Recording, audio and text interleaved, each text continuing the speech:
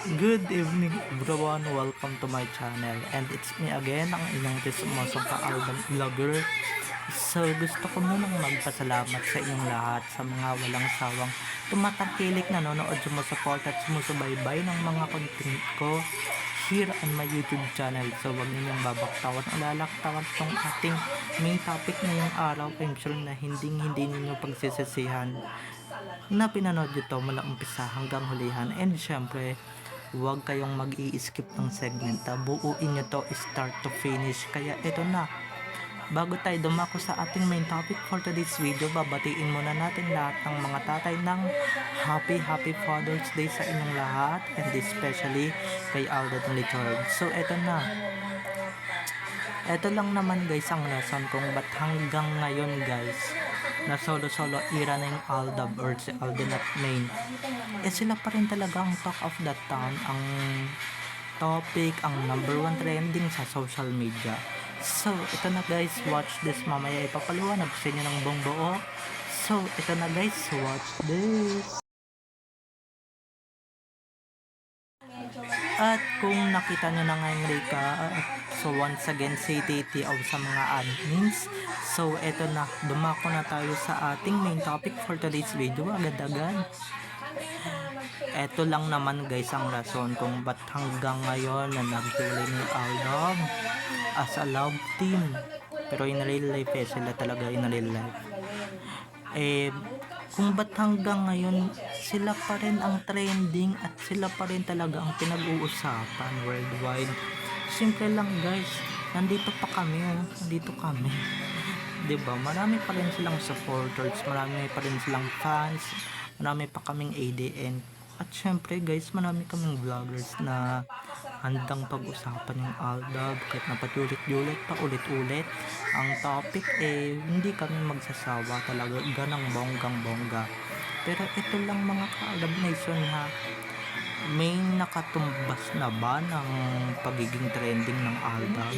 Lahat ng naghiwalay na love team mula ng panahon ng 2010 na hanggang ngayong 2025, wala pa rin talagang nakakatumbas sa pagiging trending ng Aldab. Sila pa rin talaga, diba? Even yung mga kabatch ni Alden, wala naman akong nababalitaan. Maski yung mga bagong love teams ngayon, diba? Hindi man lang nagte-trending. Oo, may TikTok, pero guys, iba kasi pag pinag-uusapan ka sa Twitter or may ginagamit silang hashtag tapos nagte-trending, diba? Alam ko yung kabilang station lang naman yung kayang gumawa niyan, pero yung mismong home network ni Alden, hindi nila kayang gawin yan guys. Ibig sabihin, wala pa rin nakakapantay sa kasikatan ng dalawa, diba? Magbilang muna ulit tayo ng ilang taon bago natin sabihin na may paparating at pauusbong na ulit na bagong sisikat o bagong sikat na love team. Siguro guys, sa panahon na yun, di na ako nagbablog or di na ako nagpo-content, no? At syempre, simpleng tao na lang ulit tayo, ordinaryong tao na lang ulit tayo pag nangyari yun. At ito guys, hindi lang naman sa pagpapatrending sila sumisikat. Syempre, marami pa rin silang endorsement, marami pa rin kumukuha sa kanila, marami pa rin nagtitiwala sa kanila na i-endorso ang kanilang produkto ng dalawa or ng individuals, di ba? May nabalita na ba tayong ganyan? Ako guys parang wala, panahon pa ng ibang love team, so wala akong nababalitaan kasi guys, diba, ang nangyayari pag naghiwalay yung love team, yung lalaki it's either sumisikat or nalalaos, tapos yung babae may staying power. Pero yung dalawa guys, naghiwalay na lahat, diba? Nagkaroon na ng individuals, nagkaroon na ng mga ganong era, diba? Nagkaroon na ng ganong era, pero tignan nyo naman, sila pa rin ang number 1 endorser, number 1 sa Twitter, number 1 sa Facebook, maraming views sa YouTube, di ba? Tayo guys, iba talaga ang power ng love. Nako, kahit sino pang kontraplatong artista ang itapat nyo din sa dalawang yan. Wala, kakain lang sila ng alkabok, di ba? Kakain lang sila ng alabok sa ginagawa nilang yan. Kaya kung ako sa inyo, huwag nyo katapatan ang aldab. Kahit na sabihin nyo yung hiwalay na yan or individual na sila, hindi nyo pa rin sila mapapantayan. Iba pa rin ang kasikatan ng aldab. Yan ang itatak nyo sa kokote ninyo. Diba? Yung ibang love teams nga dyan, diba? After nilang maghiwalay, nalalaos. Yung ibang love team dyan, after nilang maghiwalay, hindi na nagtitrending. Hindi na pinag-uusapan. Wala nang kumukuhang masyadong endorsement or wala nang endorsement. Diba? Wala nang mga commercial, wala nang nagtitiwala ng mga kumpanya. Kung meron man, ililiit nga lang na kumpanya, diba? Pero yung aldab guys, apakadami pa rin talagang kumukuha, apakadami pa rin talagang nagtitiwalang brand sa kanila. Hindi kagaya ng iba dyan, diba? Kahit nang sabihin yung pagduldulan pa ng kanilang network na sikat yan, ba't hindi nagte-trending, diba? Ba't hindi pinag-uusapan? Ba't hanggang ngayon aldab pa rin talaga ang pinag-uusapan hanggang ngayon worldwide? Yan ang itatak ninyo sa kokote ninyo at yan itatak ninyo sa mga sikmura ninyo na talagang aldab lang talaga, wala nang makakapantay, the best na the best.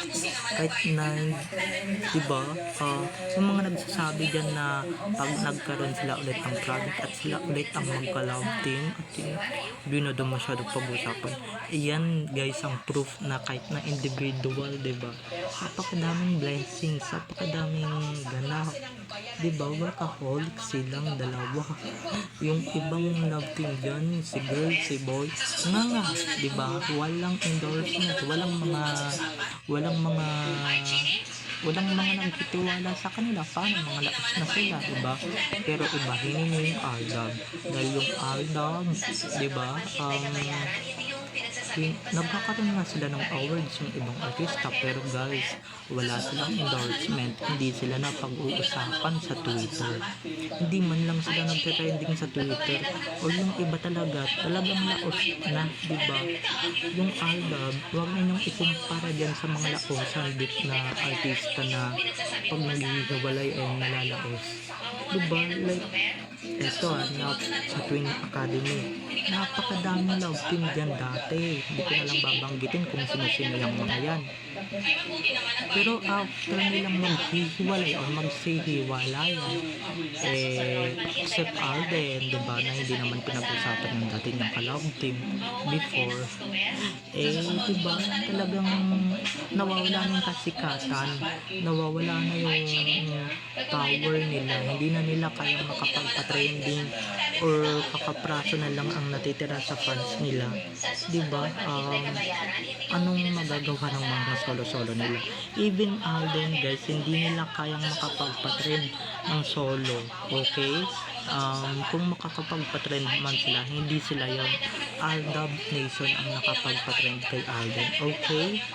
Pero kaya din naman nila, diba? Just for the love of the song. Pero diba, even din sa kabilang istasyon, wala tayong nababalitaan na gumaya sa Aldab na sikat na sikat, diba? Hanggang ngayon, sikat na sikat, pinag-uusapan, dinudumog, kaliwat kanan yung endorsement, kaliwat kanan yung mga show, diba? Trending sa Twitter, diba? Wala pa tayong nababalitaan na gano'n. Pag yun nagawa ninyo, hiwalay, then nagtitrending kayo, doon na ako bibilib sa inyo. Pero hindi wala pang nakakatumbok even Kashmir, diba, Jading, Liskin, kahit na individual era na sila, even yung mga kabats ni Alden sa teams na agad-agad na nalaos, agad-agad natakpan kasi nga sumulpot na silang dalawa ni May sa pin nila kung sabing o sa television, ay nako, biglang nawala lahat, diba? Agad silang nalapos, diba? Agad hindi na sila pinapansin, wala nang interested, na kumuha sa kanilang mga commercial. Kung meron man, binabarat na lang sila. Diba? Di gaya ni Allen, si Allen may Sting, si may Sonrox, may Buscopan. Diba? Lahat ng mga endorsement ni Nen at ni Allen individually talagang tinatangkilik. Yung mga yan, may mga endorsement man yan, once in a blue moon lang guys talaga magkaroon yung mga yan. Diba? Once in a blue moon, ibig sabihin guys, once lang magkaroon yan, tapos hindi na nauulit, hindi na pinapalabas sa ere, hindi na ine-air sa TV. Kasi nga, diba, wala naman masyadong tumatangkilik, wala naman masyadong pumapansin. Kaya ayan, diba, pino-pull out na agad sila. Buti pa yung album, no? Ano kayang masasabi at mafe-feel ng iba kahit na gumawa pa sila ng pilit na love team, diba? Hindi nila matutumbasan yung album. Guys, sabi nyo ng malaki ulo ko, mayabang ako, pero pinagyayabang ko talaga yung album na sila lang ang nakakapagpa-trending hanggang ngayon dito sa social media. Okay, hindi tayo ganyan na mga fan. And ano lang yan, medyo mga tumaan ka na. Oo, yun nga mga ka-Alab Nation, balik tayo sa topic. Pero ito na nga lang guys, sila sa akin, medyo wala pang nakakagawa niyan guys. Yung million ang mga endorsement, million ang bumibili, kahit na alam nyo hiwalay na yung Aldab, kahit na sabihin ng individual ng ratings ng Aldab, diba? Si Main solo na, si Alden solo na, diba? Sila pa rin talaga guys ang tinatangkilik, sila pa rin talaga yung tinatangkilik, at sila pa rin talaga yung dinudumog. Okay, sila pa rin talaga yung sila pa rin yung sikat hanggang ngayon. Kaya wag niyo sasabihin guys na lakas na tong Aldab na to, dahil yung mga yan hindi yan malalakas. Okay, yung malalakas guys, yung sana katulad na nila Mango na hindi na kinukuha ng mga endorsement or wala ng mga endorsement, diba? Hindi na kinukuha ng mga products para mag-endorse kasi alam nila magpa-flop, diba? At diba, hindi sila nakakapagpatas ng ratings or makakapagbuhat ng mga shows na binubuhat nila kung lakas na sila, diba? Ito real talk lang, magbilang-bilang ulit tayo ng ilang taon bago ninyo sabihin na may pumantay na sa kasikatan ng dalawa. Dahil guys, ngayon pa lang sasabihin ko sa iyo, 2025 na tayo ngayon, 10 years ago na yung album, pero wala pa rin guys, wala pa rin talaga kwenta yung mga love team na ginagawa nila. Yung mga pinipilit lang makilig, hindi genuine, at hindi sila nagte-trending. Mga 2,000, 3,000 lang ang tweets guys. Ang trending 41 million or 40,000 plus ang trending. Okay, para makapasok sa trending world. Pero okay na rin yan, choice nila yan. Pero wag niyo sasabihin guys na may phenomenal na guys, lalong lalo na diba, maraming nagtatitle ng phenomenal, pero guys, diba, magta-title lang kayo ng ganun pagka may napatunayan na yung mga idols ninyo, yung mga love teams na hinahangaan ninyo. Kasi guys, yung Aldab talagang sa kanilang title yan yung phenomenal na yan. Kasi guys, sila may napatunayan na sila, and syempre napuno na nila yung Philippine Arena. Yung iba dyan na pinapangalanan or binabansagang phenomenal, talaga dapat guys, bago kayo maging phenomenal or whatever, dapat may patunayan mo na kayo, diba? May million kayong endorsement or million kayong tagahanga, diba? Dinudumog yung mga or kinukuha kayo ng mga brands para mag-endorse. So punuin mo na yung Philippine Arena, wala nang question sa Araneta kasi yung mga lagi naman napupuno yun.